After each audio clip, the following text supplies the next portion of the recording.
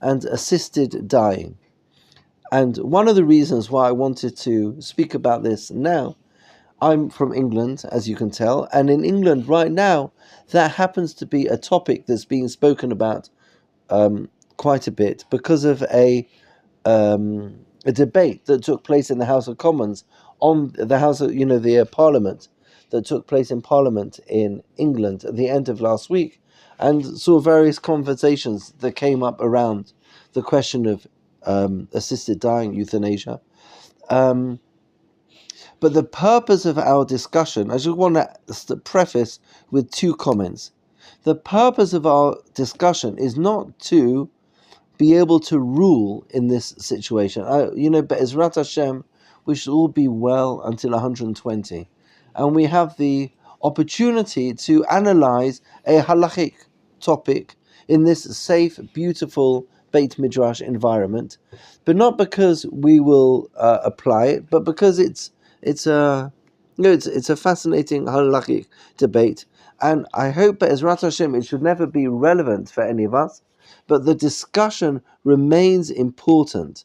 And the reason why the discussion remains important is because it's a way of us learning through halakha how Judaism views life.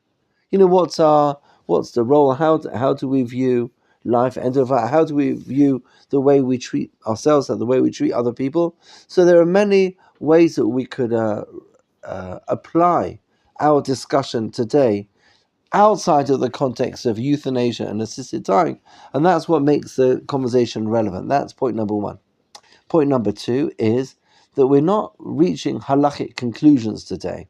We're not saying, I can now make a ruling based on our discussion. We're really very much looking at the classical discussions on this topic, but we're not studying in order to go to such a level that we would be able to give a ruling based on this discussion. And of course, if chas v'sholom this questions ever come up, so then you would obviously approach your rabbi in order to discuss a particular case. But this is more like of a overview discussion of quite an interesting topic. And it's really a wonderful way of seeing how halakha guides us in modern situations. Okay, joy, happiness. Okay, so I want to read. There's like three sources in English that sort of form the background to the discussion, based on news from England in the last week. Would somebody like the first source is really a piece of news? Would somebody like to read it? I'll read it. Oh, thank you so much. Solicitors Mount, Sarah Young and Andrew McCaskey, London, November 29, 2024. Britain's Parliament backed a new bill to allow assisted dying on Friday. In an initial approval of the bill, 330 lawmakers voted in favor with 225 against the terminally ill adults bill, which would provide for mentally competent, terminally ill adults in England and Wales who are assessed by doctors to have 6 months or less left to live, the right to choose to end their lives with medical help. Those in favor of the bill says it is about shortening the death of those who are terminally ill and giving them more control. The opponents say vulnerable ill people may feel they should end their lives for fear of being a burden to their families and society, rather than prioritizing their own well-being. Under the proposals, two doctors and High Court judge would need to verify that the person had made the decision voluntarily. Excellent. Great. Thank you. There's a difference between, it's only semantics. The difference between euthanasia and assisted dying. Assisted dying is when a doctor is the one that performs an act on this patient that causes that person to die. Euthanasia is when a doctor gives me something and I take whatever it is they told me to take in order to end my life. So euthanasia is more suicide. It's really a person committing suicide. And assisted dying would be a doctor helping me do it. Okay, Now, after this piece of news on, I think it was last Friday, the Sunday newspaper, one of the Sunday newspapers had two letters. Both of these letters were signed by maybe 20 leading academics and religious leaders. And these leaders, some of them said this is a good idea. Others of them wrote that it wasn't such a good idea. Let's read the argument for and the argument against, and then hear your thoughts. And then what we'll do after we've read these two is we're going to start with the psukim, then we're going to look at the Gemara, and after the Gemara we're going to go to the Shulchan Aruch. The Shulchan Aruch makes a very, very fine distinction between different types of assisted dying that we're going to think about together, and then we're going to look at the ramifications of that very fine distinction in practical cases. Is that clear? Yep. Okay, so let's read 4. Who's going to read 4? I can read it. Thank you so much. We write in support of the Terminally Ill Adults Bill 2024. Our current law does not serve to safeguard the sanctity of life. By criminalizing assisted suicide, it can cause people to end their lives before they require help to do so. Our law does not protect weak and vulnerable people. It requires people to make decisions about their end of life out of sight, alone and without the help of professionals. It encourages dangerous and traumatic attempts at suicide and denies many people dignity and autonomy in how they live out their final months of life. The bill will protect the vulnerable and the Sanctity of life. I got lost. The bill will protect the vulnerable and the sanctity of life much more effectively than our current law. It will allow terminally ill people in the last 6 months of their life to make free, informed and settled decisions about their end of life through a robust process involving 2 doctors and a judge. It is time, for the sake of the vulnerable, for the sake of safeguarding the primacy of life, and for the sake of constitutional good order, that the law is reformed and that decisions about end of life are brought out of the shadows. Excellent. Good. Thank you. So that's an argument to allow people. What's the argument against? In the list of people who wrote against, there was a list of many religious leaders. One of the religious leaders in the letter of against was the chief rabbi of England, Rabbi Mervis. Let's read the against. Well, who wants to read the against? Yes, Mayor, thank you. Even when surrounded by loving family and friends, people towards the end of their life can still feel like a burden. This is especially the case while adult social care remains underfunded. In this environment, it is easy to see how a right to die could also too easy, and in feeling you have a duty to die. In supporting the state, state of the current law, we do not deny that some people experience a painful death. Those we welcome the fact that these deaths are far less common than they used to be due to advances in palliative care. Over decades, we have witnessed how compassionate care, along with the natural process of dying, allow those at the end of their life to experience important moments. We have seen relationship repair and families reconcile. We have seen lives end in love. Much can be lost by cutting these processes short. We believe that a truly compassionate response to the end of life lies in the provision of high quality palliative care services to all who need them. Investment in palliative care is the policy of a truly compassionate nation. It is the way to ensure that everyone in society, including the most vulnerable, receive the care they deserve at the end of life. Excellent. That was excellent. I've just realised, as you were all reading, I'm the only native speaker in this room.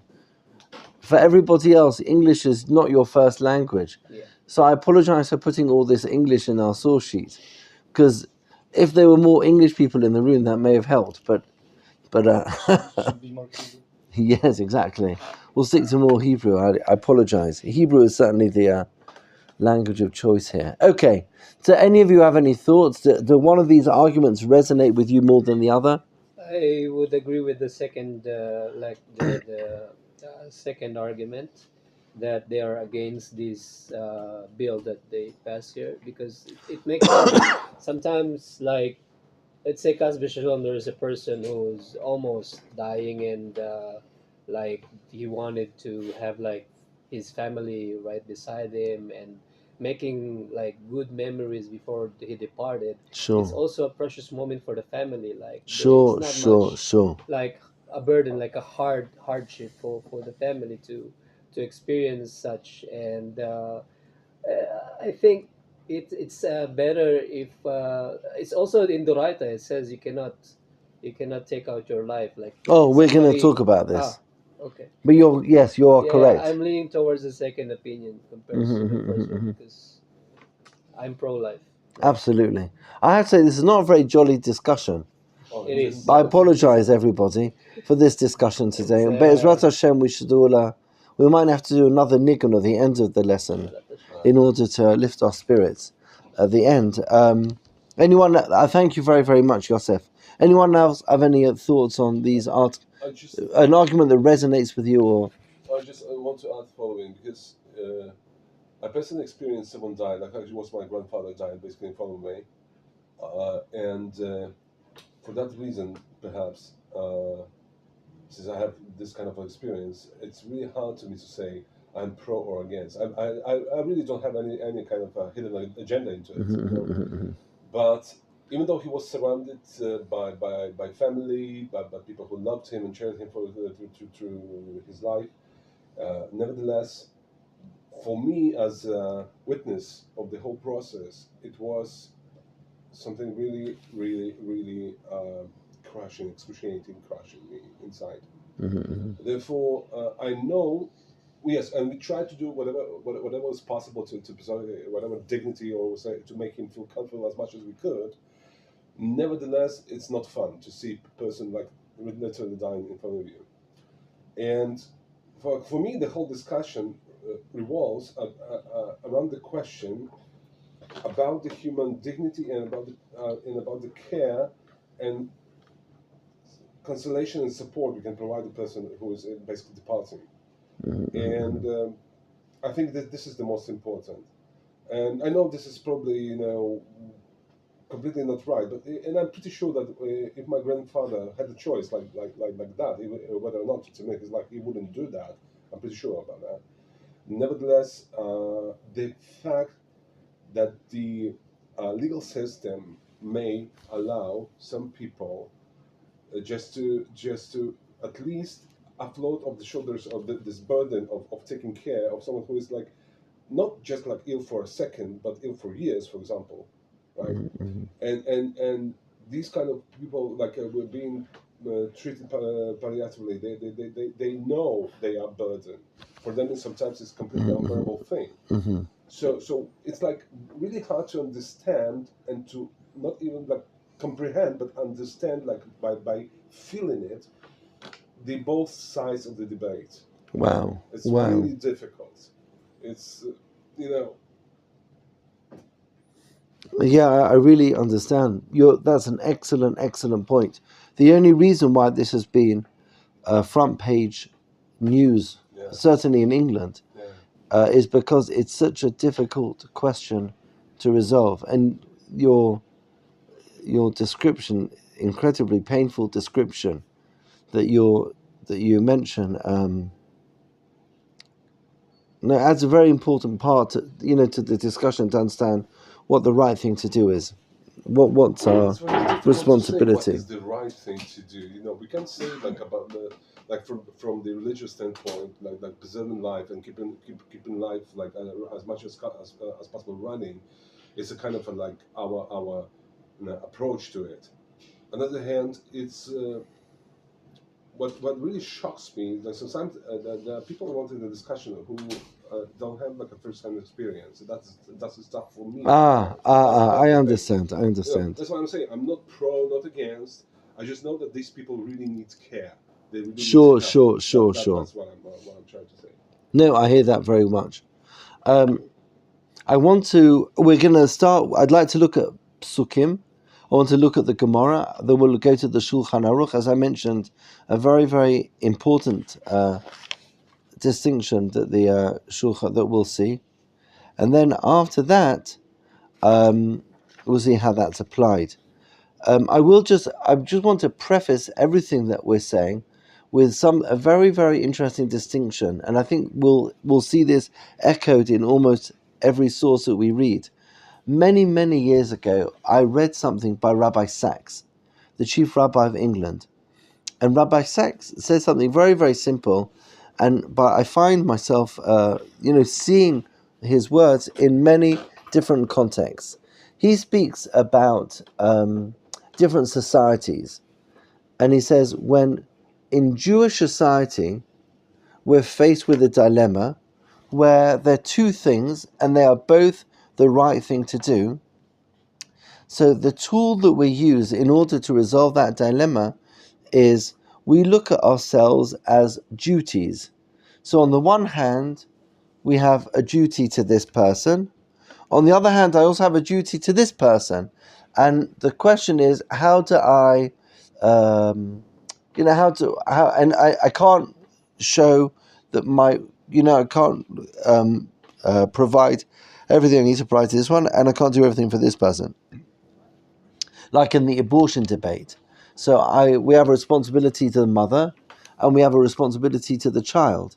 And the question is, which responsibility? That's how we have to deal with it. When there's two options and neither of them are the right thing to do, I think about the duties to A and the duties to B, and then how do I deal with that clash? Many people don't frame it in terms of duties, but they frame the question in terms of rights. So rather than speaking about my duty to the mother and my duty to the fetus, they'll talk about the rights of the mother and the rights of the fetus. And here, and as in many other cases, we will see that that framing makes a very big difference. We as Jews, we don't ask what's my right when I get into a situation. I ask what's my duty. I mean, what's the right? What do I need to do now?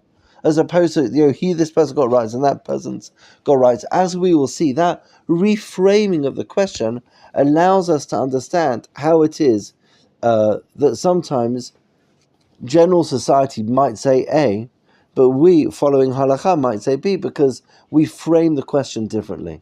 Is that clear to everybody? Okay, so we're going to start now with a piece of Gemara. We'll start with a posuk, I'm sorry. First of all, you shouldn't need to tell you this, but the Gemara tells us this. The Torah tells us in Vayikra, chapter 24, verse 17. Ve'ish ki yakeh kol nefesh adam mot yumat. If a person hits the soul, in other words, one person who kills another person, mot yumat. The person who killed a murderer is put to death. Now we know, of course, this comes up in many. This is not the only source that you're not allowed to kill. It also appears in the Ten Commandments. But it's important to see this, the source of the halakha that you're not allowed to kill. From that, the Gemara describes and gives a very interesting example. Not the example that you might have expected. The Gemara says, "Hama'atzmo im yitziat hanefesh harezeh shofech damim." If somebody closes the eyes of a dying person whilst the soul is departing, that person is called shofech damim. Shofech damim is a murderer. Now that's very, very interesting. It's very interesting because the Gemara seems to suggest, the Gemara doesn't seem, the Gemara is telling us that anyone who shortens a life is a murderer. In other words, there'd be no difference in halakha between somebody who walks into a room with a pistol and, God forbid, shoots a perfectly healthy person, and another person who's walking in the, some sort of terrible ward in a hospital or a hospice, and like jogs a bed and causes somebody to die a few seconds earlier, the fact that, the Malach HaMavet was due to come at 2 o'clock, and because of you, he came at 1:59. So you are shofech damim. You have, caused Malach HaMavet to come earlier. Malach HaMavet's appointments are fixed by Kodesh Baruch Hu, and a murderer is changing his diary. You follow? So any change in the Malach HaMavet's diary is murder. Does that make sense? Now, why is that the case? Now look at this. The Gemara gives a beautiful, beautiful analogy. Why? Mashal. Let me give you a parable, says the Gemara. Lener, a candle, shekava, v'holechet. This is a flickering flame. Adam meniach etzpa'o aleha, miyad nichba. And then I put my finger on it, and immediately it is extinguished. Now, what's so brilliant about this mashal? Shall I tell you what's so brilliant about this mashal? And that if I take a flame, right, and this flickering flame, and I put a candle to that flickering flame, when I put a candle to that flickering flame, I can light the candle. You follow? Now, it doesn't matter if I light a candle from a flickering flame or from a bonfire or from a match or from a gas cooker. It doesn't matter where I light it from. As long as the fire is still lit, I can light another flame. And then once I've got that flame, I can light another one that can fly. And really, the truth is, if you had time, you could light infinite amount of lights from, as long as it's still lit, its potential is exactly the same as a bonfire. Meaning the destruction that could. That's why, whenever, God forbid, there's a fire, so the fire people always come in afterwards to make sure that the fire is fully out. Because if there's anything that's still red hot, anything that could catch light again, then it could all start again. Now, this idea is such a powerful idea of understanding the power of a soul. As long as a flame is still lit, so then this person has infinite potential, because you can light a person, light another person. If we view, and we say Ner Hashem Nishmat Adam, like the soul is compared to a flame. That's why we light a candle on a yahrzeit. So I'm saying that flickering flame has infinite potential. So if I'm putting out a flame, I'm causing the same amount of damage as if I was putting out a huge fire. Meaning, it's sort of in terms of what I could have achieved.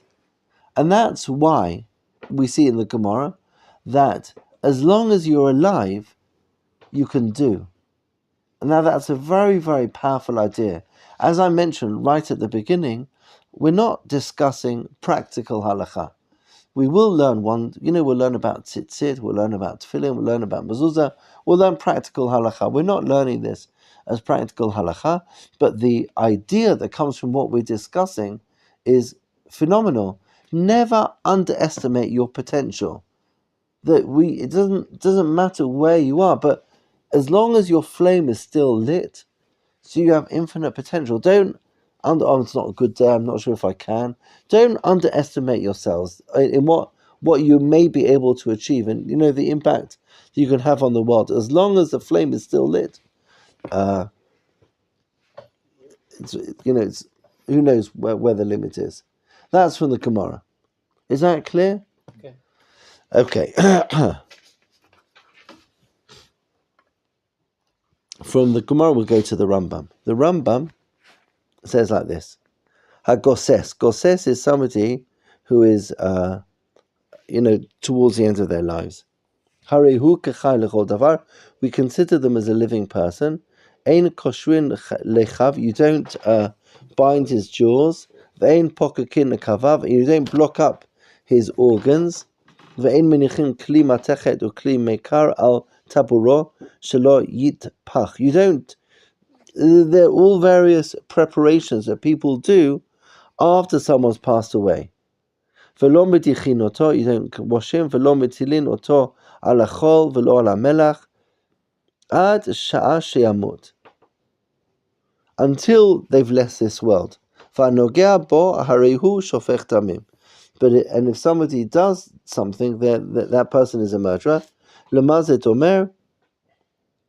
לנר, that should be לנר שמטפטף, כיוון שיגע בו אדם יכבה. וכל המאמץ עיניו עם יציאת נפש, הרי זה שופך דמים, אלא שיהיה מהת שמא יתעלף. וכן אין קוראים עליו, you wouldn't do Korea in front of them, ולא חולצים כתף, ולא מספידים, ולא מחזין עמו ארון ותכריכים בבית עד שימות. You wouldn't bring in like the funeral gowns until this person leaves this world. So that you do nothing until the person has left this world. Based on this same principle that we are, that as long as the flame is still lit, so then you can, as long as the flame is still lit, you still got great potential. Now I'll give you one other example where this would be relevant. There is a lovely, lovely book. There's a rabbi, his name is Rabbi Avraham, and he lives in the Beit Vagan neighborhood here in Jerusalem, and he wrote a book called Nishmat Avraham. Nishmat Avraham goes through the Shulchan Aruch a bit like the Mishnah Brura. Like the Mishnah Brura, and he writes a commentary on the Shulchan Aruch, but his commentary on the Shulchan Aruch is from the perspective of a doctor.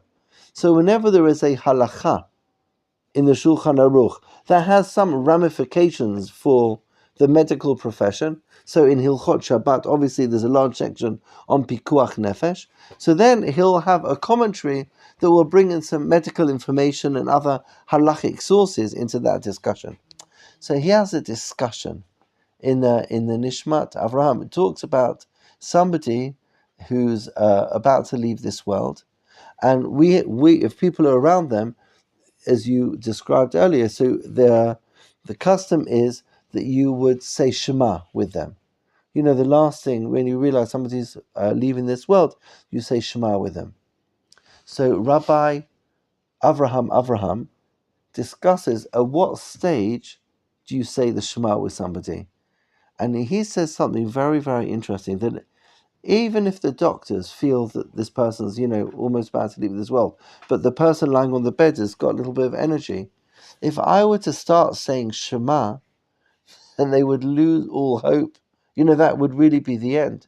And therefore, Rabbi Avraham talks about the psychology, perhaps, like the relationship perhaps between medicine and psychology, and how cautious you need to be when you're with somebody who's coming towards the end of their life, that not to give any indication, that you want to be there with them, obviously, to at that precious moment. But you wouldn't want to do anything that might hasten it. And therefore, even the words you say and the way you speak, has to be in tune with, encouraging life. He even goes so far as to say that you'd be allowed to lie to a patient. If the doctors say it's really, and you would say it's going to be, we're going to, let's work hard, you'd be allowed to give the impression that the situation is better than it really is, if you felt that would be a way that would give this person hope. You'd only say Shema at the last moment. So that's, in terms of our classic sources, that's really those are the sources I wanted to look at. What's very interesting is, I didn't see in the Gemara, I also didn't see in the Rambam a discussion of euthanasia. Sort of somebody wanting to end their life. The assumption in all of the sources that we've been discussing, and perhaps in contrast to what you were saying, is all of the sources that we've been looking at seem to indicate that everybody wants to preserve life.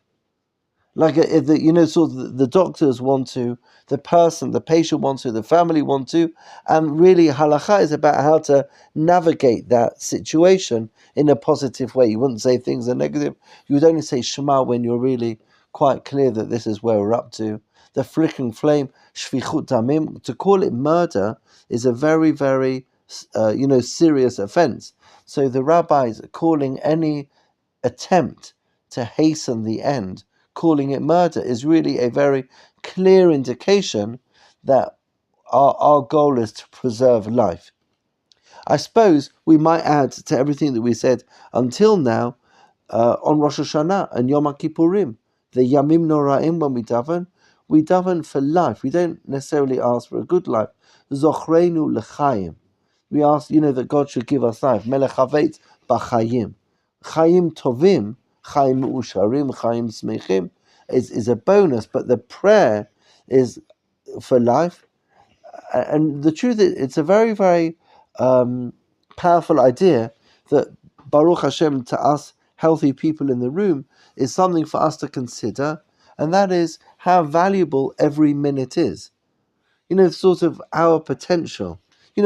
How important it is to utilize our time effectively, because life is a great gift, and every moment that we're talking about here, saving a minute, half a minute, 30 seconds, is really a way of the Torah telling us how important time is, how important it is to fill up our time in an effective way. Okay, so far, that's sort of one side of the argument. Don't know if you call it one side, but certainly the classical sources seem all to be on one side, and that is, how can we preserve life? That seems to be the focus. It doesn't really change very much, but we're going to go to the Shulchan Aruch, that, as I mentioned, it's actually the Ramah, Rav Moshe Isserles, that adds a very, very important point. We'll come to that in a minute. But I'm going to come to the Shulchan Aruch after we read from Rabbi Jacobowitz. I just want to tell you a little bit about Rabbi Jacobowitz. You may have heard of him.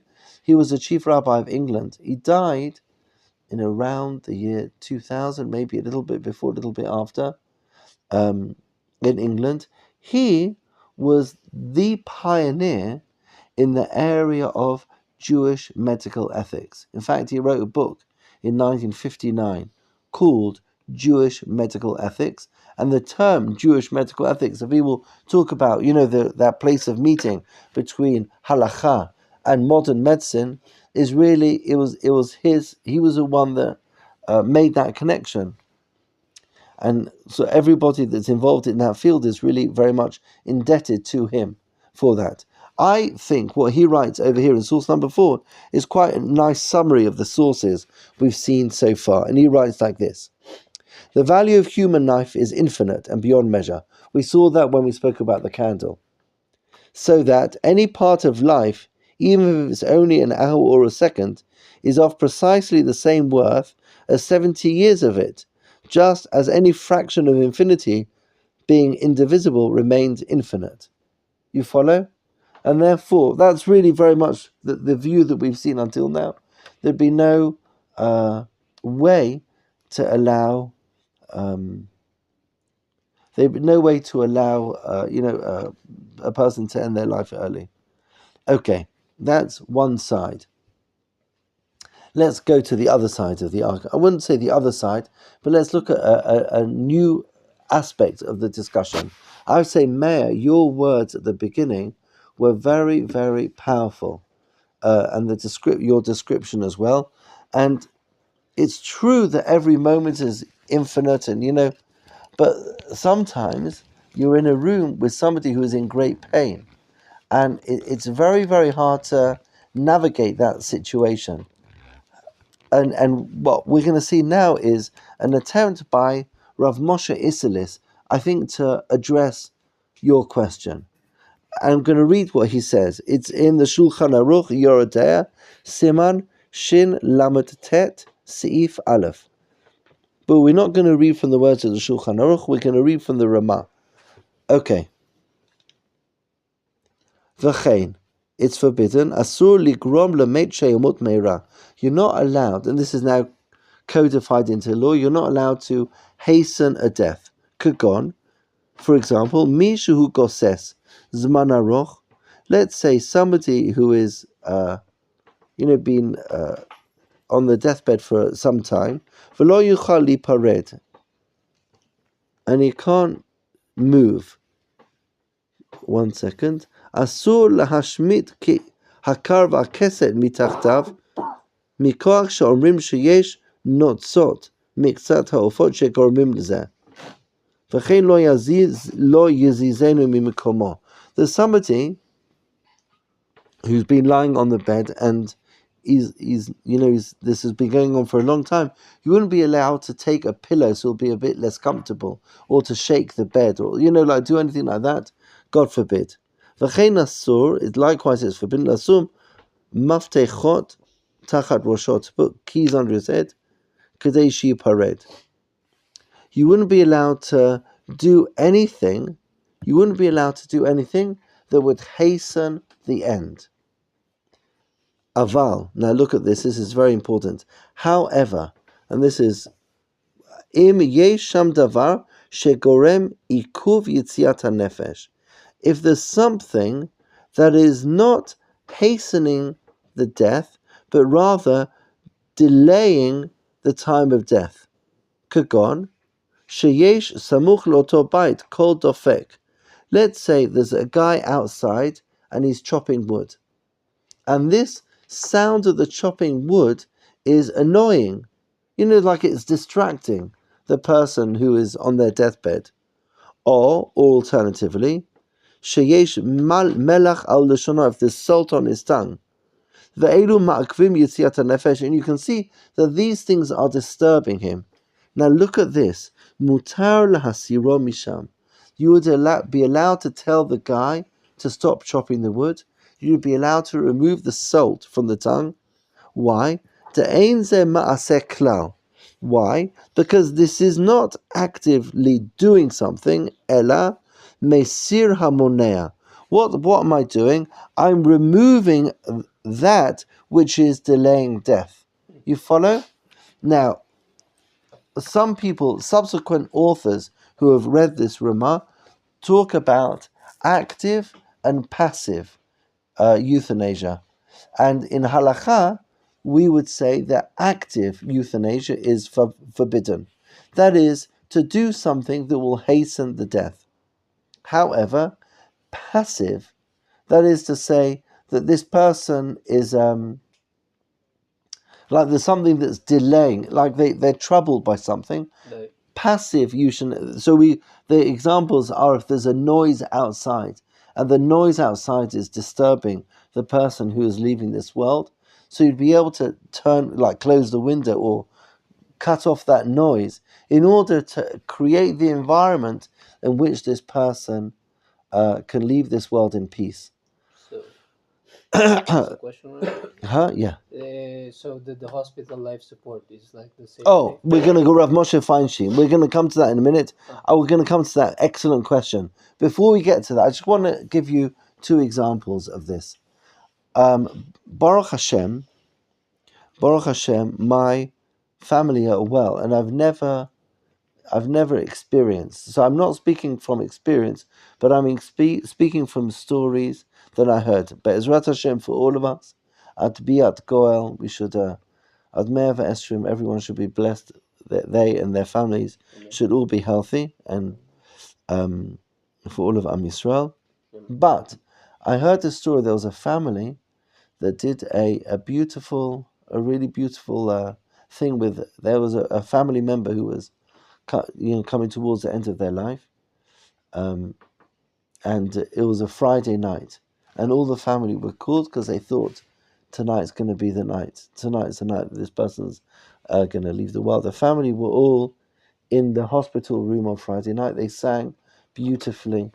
One of them made kiddush, hamot. They had a beautiful, beautiful Shabbat meal, and then the evening came to an end. And then, as you know, when the evening comes in, let's say there's 6 family members, so then each one of them takes a rota. Let's say it'll be 2 hours, 2 hours, 2 hours, and each person. So it was 2:00 in the morning, and one of the siblings, he was on their rota, and it's another hour and a half until the next person comes. But what can you do? He really needed to use the facilities. He had to excuse himself. He popped out for 2 minutes, and then when he came back after 2 minutes, the family member had left this world, and that was very, very traumatic for this particular person. Why do I have to? You can imagine. And one of the doctors said something to him that I think helps us understand the difference between active and passive euthanasia. And the doctor said that the leaving this world should be a very peaceful process, and often the person who's leaving this world is waiting for that moment of peace, and in that moment of peace their soul departs and goes into the next world. And it could well be that this family member was ready to go on Friday afternoon, but then the family came, so he stayed for Friday night, and he stayed with everybody through the evening and then through the night. But he didn't want a family member to be there as his soul left this world. So by you leaving the room, you allowed him to die in peace, which is very much in keeping with what the Ramah is describing over here. So we're not like a cold, like insensitive, keeping people alive for no reason. But there's great value in life. Every moment of life has, we have the thoughts that we could, even if somebody you're really very unable to function, who knows what beautiful Torah thoughts or they may be thinking about at that moment, or of their lives. We can't appreciate the value of mitzvot, so it's hard for us to appreciate how valuable every moment. But if we really understood the value of every mitzvah, we would appreciate better, perhaps, the value of every minute. But contrast that with somebody who is, the departure from this world is being delayed. So when their departure from this world is being delayed, you're allowed to remove that which is delaying. So you're not allowed to do something active, but you would be allowed to do something which is passive.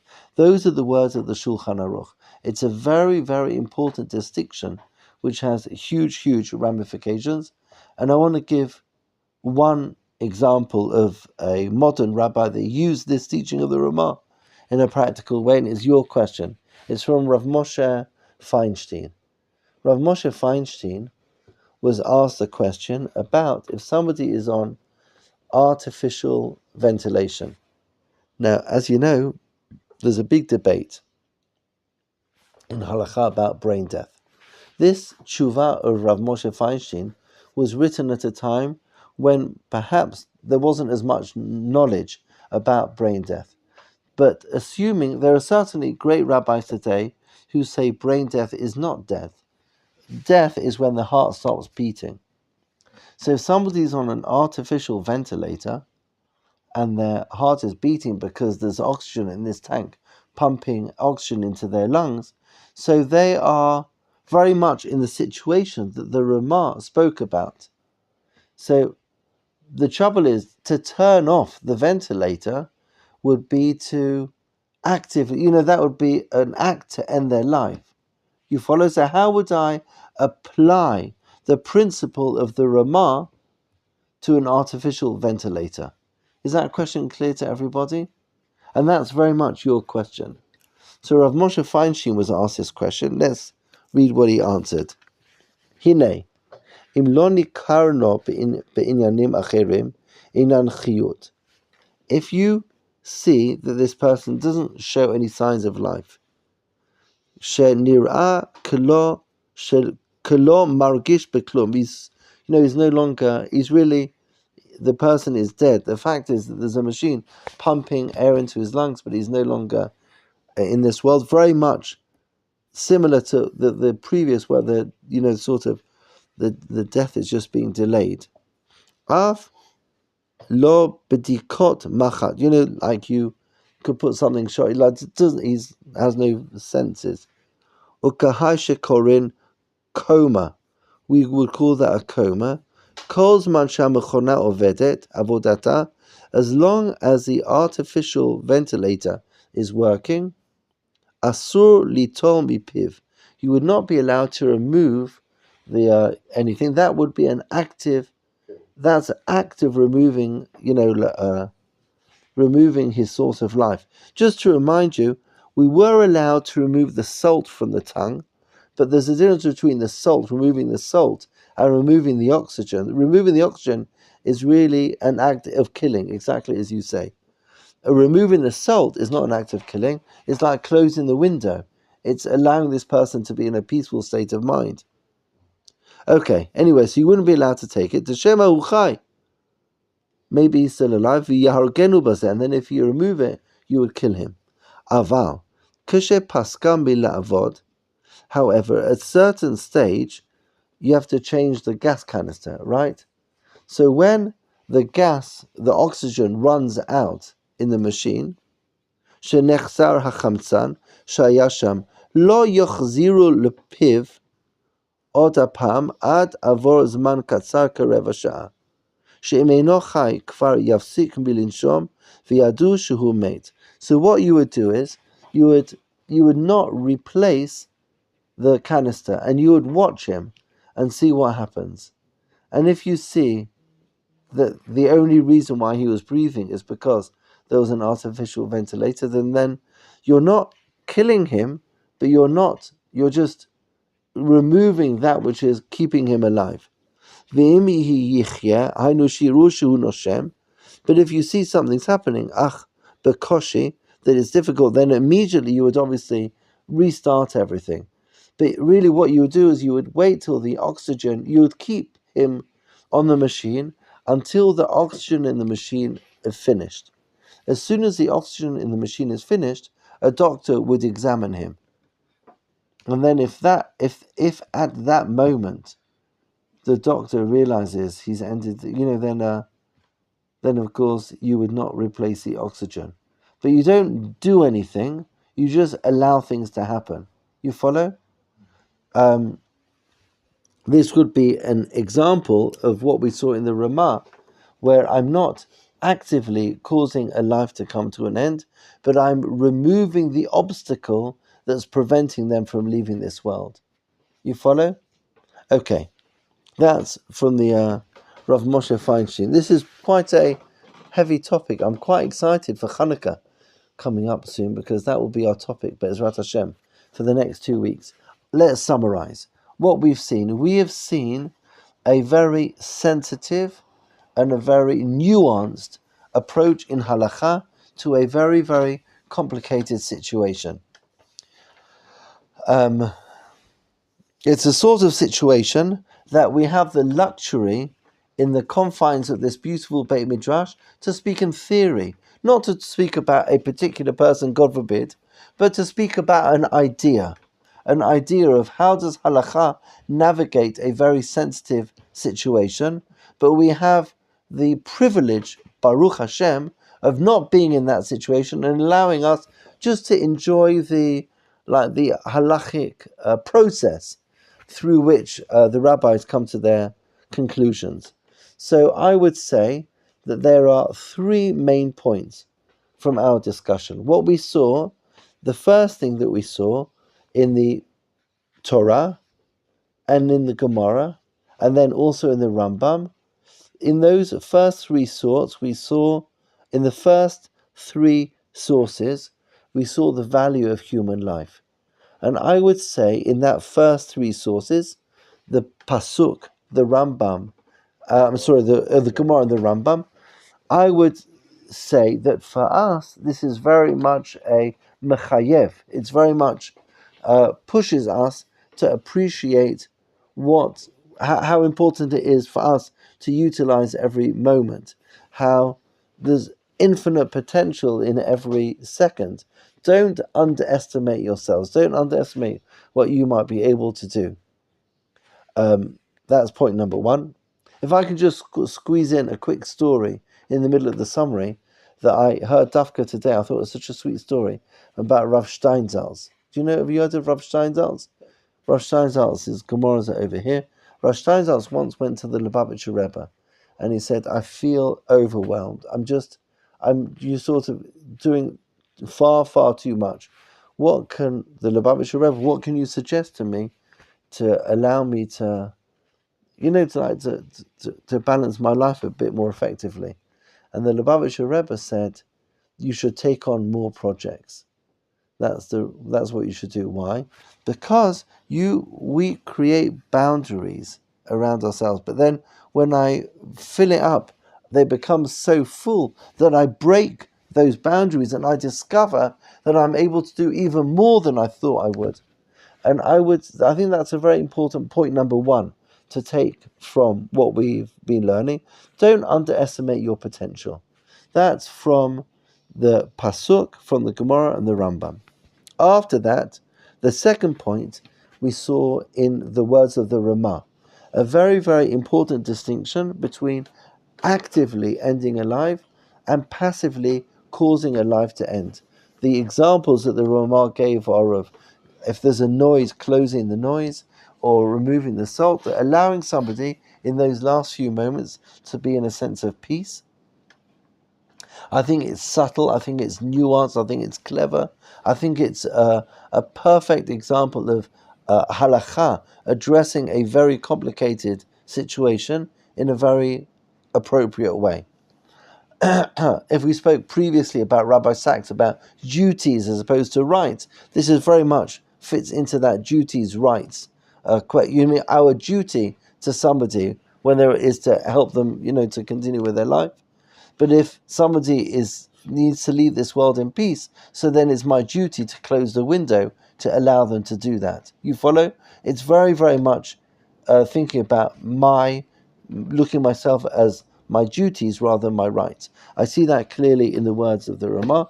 And then the third point is we see modern applications.